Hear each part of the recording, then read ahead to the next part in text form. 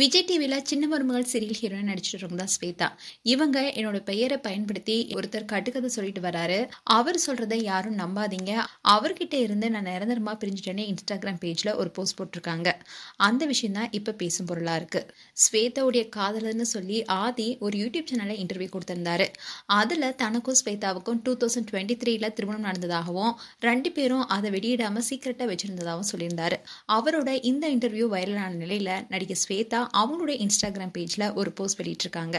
அதுல அந்த நபர் ஒரு ஃப்ராடுனும் அவருக்கும் எனக்கும் எந்த சம்மந்தமும் இல்லைன்னு சொல்லியிருக்காங்க. அதோட ஸ்வேதா அதுல என்ன சொல்லியிருக்காங்கன்னா, ஒரு விஷயத்த ரொம்பவே தெளிவா சொல்ல விரும்புறேன். ஒரு குறிப்பிட்ட நபர் தன்னை என்னுடைய கணவர்னு பொது இடங்களை சொல்லிட்டு வராரு. அவர் ஒரு ஃப்ராடு என்பதை தெரியப்படுத்த விரும்புறேன். அவருக்கு எதிராக ஏற்கனவே பல வழக்குகள் பதிவு செய்யப்பட்டிருக்கு. அதோட போலீஸும் அவரை தேடிட்டு வராங்க. அவர் ரீசெண்டா என்னோட பெயரை பயன்படுத்தி நாங்க காதலிச்சு திருமணம் செஞ்சுக்கிட்டோம்னு பொய்யான கதையை ஒரு இன்டர்வியூல சொல்லியிருக்காரு. துரதிருஷ்டவசமா நான் அவரை நம்பியிருந்தேன்.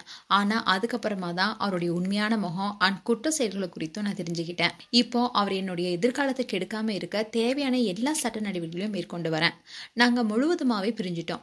அப்படி இருந்தாலும் என்னோட அனுமதி இல்லாம அவரு என்னோட போட்டோஸ் அண்ட் வீடியோஸை சோசியல் மீடியால அண்ட் பேட்டியிலையும் பயன்படுத்தி நாங்க 2 பேரும் சேர்ந்திருப்பதா காட்டி தவறான கதையை கட்டிட்டு வராரு. இதன் மூலமா அவரு மக்கள் கிட்ட பரிதாபத்தை பெறவும் என்னுடைய நல்ல பேரை கெடுக்கவும் முயற்சிக்கிறாரு.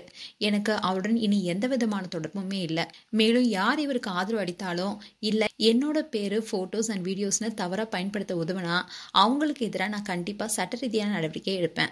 என் மேல பழி போட முயன்றாலும் உண்மையை மாற்றி பேசினாலும் அவங்களையும் நான் விட மாட்டேன். நான் மனதளவிலையும் உடல்நிலைமையிலையும் ரொம்பவே கஷ்டப்பட்டிருக்கேன். இது எல்லாத்தையும் தனியா சமாளிச்சாலும் இந்த கடினமான நேரத்துல என்னுடைய குடும்பம் எனக்கு துணையா இருக்கிறதுக்கு நான் நன்றியுள்ளவளா இருக்கேன். அதனால எல்லார்கிட்டயுமே அன்புடன் கேட்டுக்கிறேன்.